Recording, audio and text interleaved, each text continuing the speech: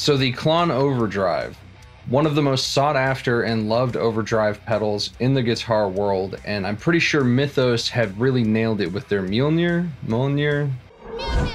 Klon Overdrive pedal. Now the Klon Overdrive is a legendary overdrive, and rightfully so, but what makes the Klon so special? Well, the idea behind it is you have a tube amp on the verge of breakup or with a little bit of breakup, and you love the sound of it, and you want to hit it with something just to sweeten it, just to bring out what's good about the amplifier, not really massively alter it, but just make what you already have that sounds good sound even better. It's a 9-volt pedal, but it has an internal charge pump that operates the pedal at 18 volts, and this is important because it offers much more headroom and less compression. Now, another key feature of the Klon is its preservation of low end. You'll notice with a lot of tube screamer type pedals and other overdrives, it's going to cut off a lot of your low end, and it's sometimes going to sound thin on your amplifier. But that isn't a problem with the Klon. And I think one of the coolest and most interesting features on the Klon, and something that's not talked about enough, is the gain knob. It's really 2 different pots. So when you turn the knob, you're actually affecting 2 different things. You're affecting the overall gain and the dry and wet blend between your clean signal and the gain signal. Now that's really cool because you can get a lot of different gain and clean variations. You can get it halfway and have half your dry signal, half the gain signal, with the gain in half. And this has resulted in a lot of really interesting gain tones. And why personally I really prefer this for lower gain, mid gain tones. Now all of this comes together and culminates for what is known as a transparent overdrive, and why so many guitar players have loved this effect for so long, and why some people pay ridiculous prices for an original Klon online. Now, Mythos have gone to great lengths to recreate all of these different features. You have the 19-volt internal charge pump. It retains your low end. You have the dual pots for your dry and gain signal. And with this Wildwood version that I have, it even retains a lot of the aesthetics. It has the big old knobs from the 90s, has the big footprint, but they also have a standard version that you can get from them that's a regular sized, standard looking overdrive pedal. But they're both the same. I just got this because I like the aesthetics of it. Now, of course, we're gonna go in and show all the different tones of this with my Marshall Origin. We're gonna get some good low gain, some push tones, hear how everything sounds, but I wanted to see how this would fare in front of a metal amplifier. And the reason I wanted to do that is one of the big complaints you'll hear about people using boosts and overdrives in front of their amps is it gets too thin. And there are even some people in the community that are really adamant that a Klon is the way to go and their go-to boost of choice.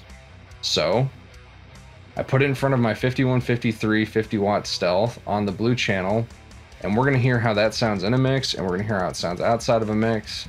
I'm going to be using my Schecter KM Mark III 7-string with that, and then we're going to hear it on the Marshall Origin on a clean channel just before some breakup and how that sounds. And I'm going to use my Fender Telecaster with a little 59 in the bridge and a full Monty neck pickup. Let's check it out.